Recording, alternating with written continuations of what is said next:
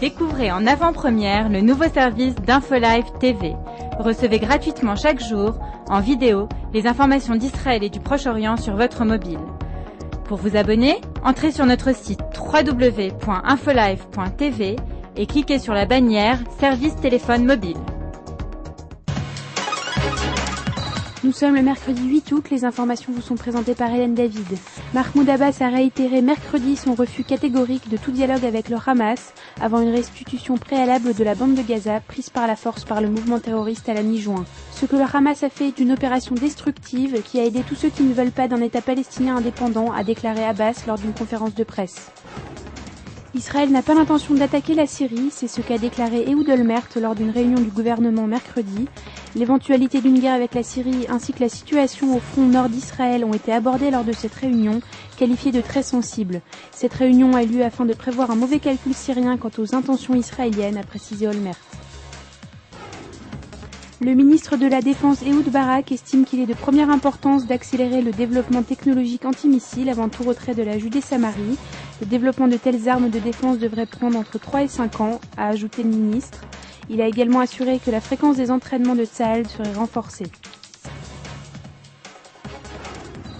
L'ONU va lancer un programme d'une hauteur de 3,3 millions de dollars visant à aider les familles du Sud-Liban à reconstruire leur exploitation agricole détruite pendant la Seconde Guerre du Liban. Ce programme devrait débuter en septembre, a déclaré l'agence alimentaire de l'ONU. Le gouvernement israélien fait un pas en faveur des transports publics. Afin de réduire la multiplication des voitures particulières, le ministre des Finances a annoncé que des mesures allaient être prises, parmi elles la réduction des tarifs et l'amélioration des services du réseau. D'après le Bureau central des statistiques, la qualité de vie des Israéliens connaît une légère amélioration.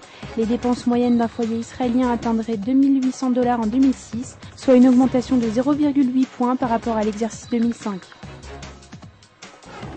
La suite de votre programme sur InfoLive TV, c'est un reportage sur la prise de position d'Ehud Barak sur les objecteurs de conscience et un portrait exclusif du peintre Yosef Pardo à l'ombre du kibboutz.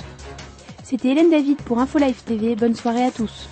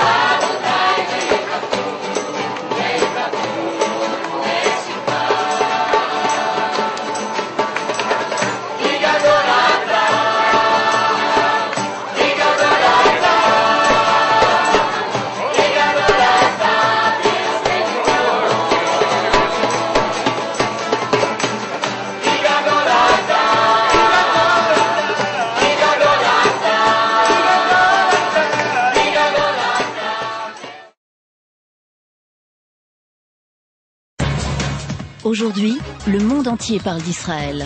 Mais qui parle d'Israël au monde entier, en temps réel, en 4 langues et en direct de Jérusalem? InfoLive.tv, la première chaîne de télévision internationale israélienne. 24 heures sur 24, 7 jours sur 7, suivez de l'intérieur l'actualité d'Israël et du Moyen-Orient.